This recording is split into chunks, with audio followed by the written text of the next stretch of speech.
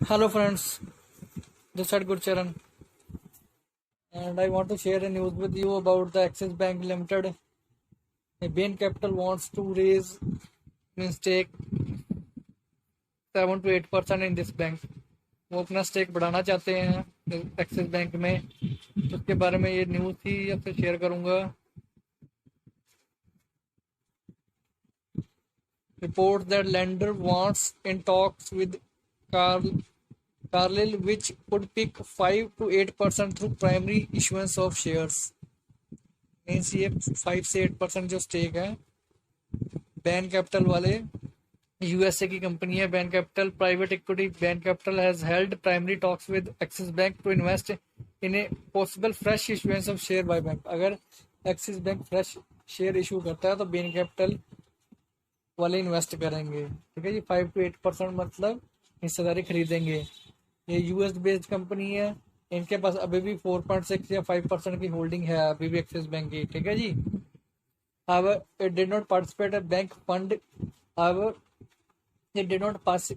It means Axis Bank raising fund. अगर Axis bank को पैसे चाहिए तो वो सिंपल वो बोल रहे हैं कि ये इंस्टीट्यूशनल को अभी या सोवरन गोल्ड या एल जीआईसी वगैरह में उसके थ्रू अभी ये पैसा नहीं उठा रहे हैं। जबकि बेन शेयर होल्डिंग स्टूड 5%, उसकी हिस्सेदारी 5% की खड़ी हुई है अभी तक। The lender has approved a conducted sale of, lender ने 9% हिस्सेदारी बेची थी 2017 में। 11,626 करोड़ की हिस्सेदारी बेची थी। वो 525 के शेयर के हिसाब से बेची थी इन्होंने। 2017 की बात बता रहे हैं। 9% हिस्सेदारी, अभी 9% हिस्सेदारी बेचने के बाद भी अभी इनके पास 5% स्टेक है, तभी 5 से 8% स्टेक ये और लेने वाले हैं। तो अगर इस न्यूज़ की वजह से अगर इस शेयर पे इम्पैक्ट पड़ेगा, मैं बता देता हूँ। अगर ये शेयर आपको सिंपल 382 से ऊपर गया तब आपने इसको 380 का ऐसा लगा के बाय करना है। 380 का you have to buy with the SL of 380। From 382 to 394 will be my short term target in this bank, Axis Bank Limited.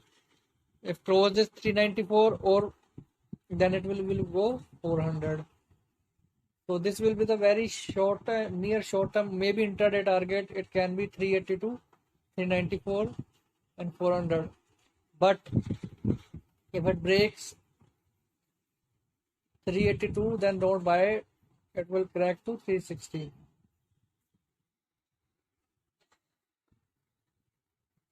Share of banks which has been lagged for a while got big boost with report that lender was in talk Carl, which could pick 5 to 8% through primary issuance of shares. तो अगर कोई भी company नई बाहर foreign investor आते हैं, वो इसमें हिस्सेदारी खरीदते हैं, तो ये शेयरों के लिए तो थोड़ा बूस्टअप होता ही है। वही यहाँ पे इन्होंने यही बात की है कि ये प्राइमरी, दो तरह की होल्डिंग होती है। एक तो इंस्टीट्यूशनल होल्डिंग होती है, उस दिन में मैंने बताया था जो कोटक महिंद्रा बैंक की जो क्यूआईपी था, वो क्यूआईपी का मतलब होता है कि डोमेस्टिक जो एलआईसी होल्डर वगैरह फंड होते हैं वो खरीदते हैं किसी भी कंपनी में हिस्सेदारी। अब ये बाहर से आ रहा है बैन कैपिटल वाला, तो इसको बाहर वाले कर रहे हैं। ठीक है जी, इसको बाय करने की कोशिश कर रहे हैं एक्सिस बैंक को। कोटक महिंद्रा को जो इंडिया वाले थे उन्होंने बाय किया था।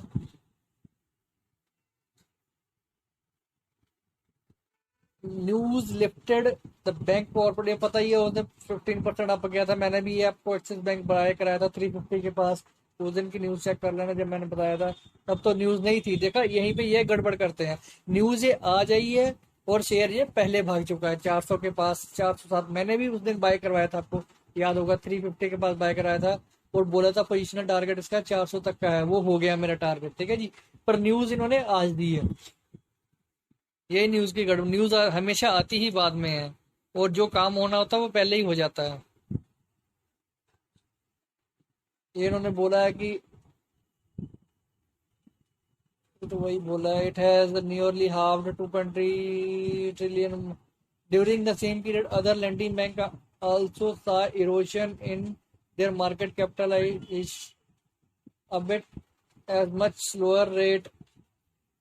HDFC Bank down 25%, ICICI Bank 39% down, Friday closing price was 27% lower than the price what the Bain had bought at equity share। मतलब उनके कहने का मतलब जो इनकी बेन इक्विटी शेयर के पास 2017 की होल्डिंग है वो 525 के पास पड़ी हुई है या वहां पड़ी। अभी ये शेयर का रेट चल रहा है 380 के पास चल रहा है, तो उसके बाद ये 25% डाउन है 2017 के बाद भी।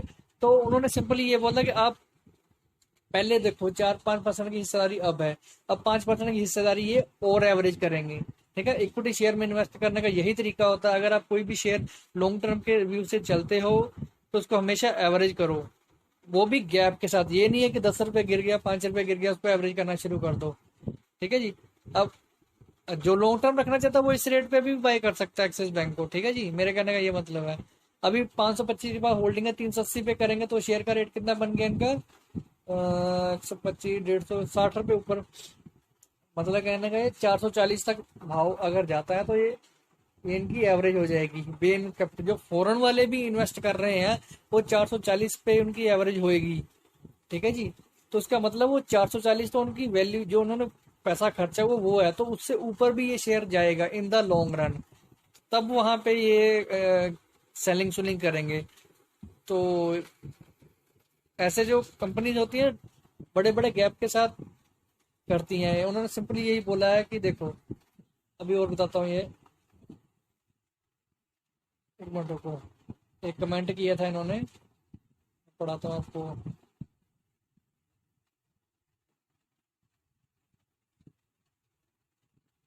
ये देखो, ये देखो, ये जो न्यूज यहाँ पे बोला था कि आपके पास अगर 525 के पास आपने 2017 में बेचा था तो अभी आप मतलब कुछ इन्होंने कमेंट किया हुआ था स्पोक्समैन फॉर ब्रेन कैपिटल वालों ने बोला है डिक्लाइन। इन्होंने ये कमेंट डिक्लाइन कर दिया, मना कर दिया कि अगर हम we do not comment on market speculation. Simple मतलब यही है, अगर शेयर 500 पे उन्होंने खरीदा है तो अगर शेयर ये 380 के पास उनको मिल रहा है भैया, तो वो मार्केट स्पेकुलेशन में नहीं डील करते हैं, वो उनमें एवरेज करेंगे। वो मार्केट स्पेकुलेशन तो पता ही है कहाँ से शेयर कहाँ से नीचे गिर गया, कहाँ था कहाँ से। जो इन्वेस्टर होते हैं बड़े बड़े इन्वेस्टमेंट फंड्स होते हैं वो इनको लॉन्ग टर्म के लिए होल्ड करके रखते हैं। तो मैंने इंट्राडे लेवल पे आपको बता दिया मंडे के लिए। अगर वीडियो आपको अच्छी लगी तो शेयर करो, लाइक करो। Thank you.